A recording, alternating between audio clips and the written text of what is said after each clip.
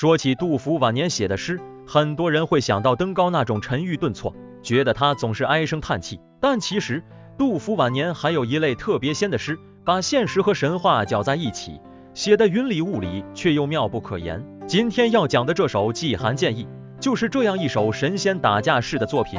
它不怎么出名，但特别能体现杜甫晚年的心境。他躺在病床上，心里想的却是天上的北斗、麒麟的神仙，还有掉进神仙窝里出不来的老朋友韩柱。先交代背景，这首诗写于杜甫流落夔州的时候，大概是公元767年左右。杜甫当时56岁，身体很差，肺病严重，基本下不了床。而他要记诗的这位韩建议，名叫韩柱，曾经当过谏议大夫，是杜甫的老朋友。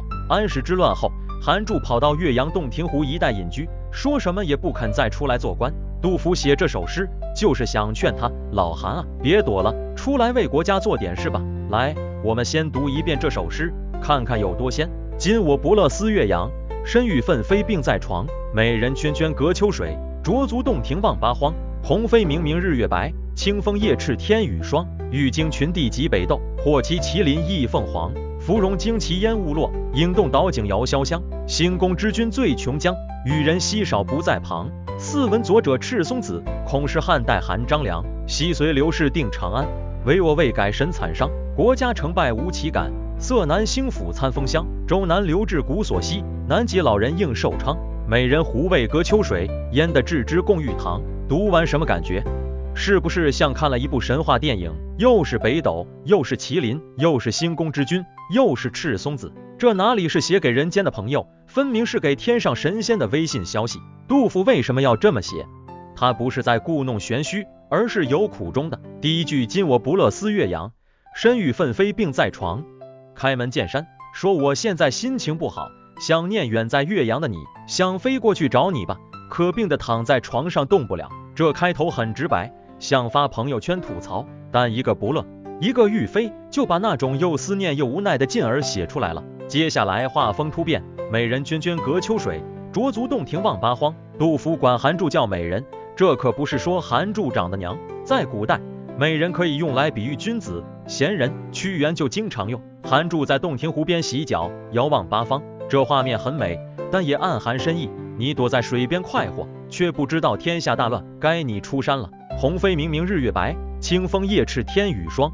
这两句写季节和天气，大雁飞向远方，日月苍白，枫叶红了，天降寒霜。这不仅是写景，更暗示时局艰难，国家正处在多事之秋。韩柱就像那只鸿雁，飞得太远，飞得太高，让人够不着。然后杜甫开始发梦了，玉京群帝极北斗，或其麒麟翼凤凰。玉京是道教说的天上宫阙，群帝指众神仙，他们聚集在北斗星附近，有的骑着麒麟，有的驾着凤凰。这画面太豪华了，像是天上的政治局开会。杜甫这是在暗示，朝廷里那些高官们就像天上的神仙一样，整天骑瑞兽，喝美酒，不干正事。芙蓉旌旗烟雾落，影动岛井遥潇湘。神仙们的芙蓉旌旗从天上垂下来，影子倒映在潇湘水中，摇摇晃晃。这写的特别魔幻，像电影特效。天上的神仙和地上的洞庭湖连在一起了，分不清是梦是真。杜甫用这种手法暗示朝廷和民间的距离越来越近，但二者却像隔着一层雾，互不理解。兴公之君醉琼浆，与人稀少不在旁。兴宫里的君王喝醉了琼浆玉液，而真正的仙人与人却不在身边。这什么意思？杜甫在讽刺朝廷里那些当权的整天醉生梦死，而真正有能力有节操的贤人，比如韩柱你，却被排斥在外，不肯出山。接下来杜甫开始点名了，似闻左者赤松子，恐是汉代韩张良。赤松子是个神仙，张良是刘邦的谋士，被封为刘侯。杜甫听说韩柱在隐居，心想，你不会是想像张良那样找个神仙学道去吧？这两句用典故既抬举了韩柱，把你比作张良，又表达了担心，怕你一去不复返。昔随刘氏定长安，唯我未改神惨伤。当年张良辅佐刘邦定都长安，运筹帷幄的本领还在，但精神已经惨伤了。这是在说韩柱，你是有本事的人，当年在朝廷里也是能干的，但现在心灰意冷了，国家成败无其感，色南兴府餐风香。韩柱可能说自己不敢再管国家成败，受不了官场那些兴府腐败黑暗的事，宁愿吃风香隐居。这其实是很多隐士的借口，不是我不想为国效力，是官场太脏了，我洁癖。周南留治古所希，南极老人应寿昌。周南留治指的是有才德的人被闲置，这是自古以来都可惜的事。南极老人是寿星，应该长寿昌盛。杜甫这是在夸韩柱，你是寿星下凡，不该这么窝着。美人胡为隔秋水，焉得置之共玉堂。结尾杜甫直接喊话，你这位贤人为什么要隔着秋水隐居呢？怎么才能把你送到朝廷玉堂里去呢？这是赤裸裸的劝官。老韩，别躲了，出来干活吧。整首诗读下来，你会发现杜甫特别狡猾。他明明是求人出山，却不直说，而是先把你捧成神仙，张良、寿星，然后说天上的神仙都不干正事，最后才说你看朝廷需要你。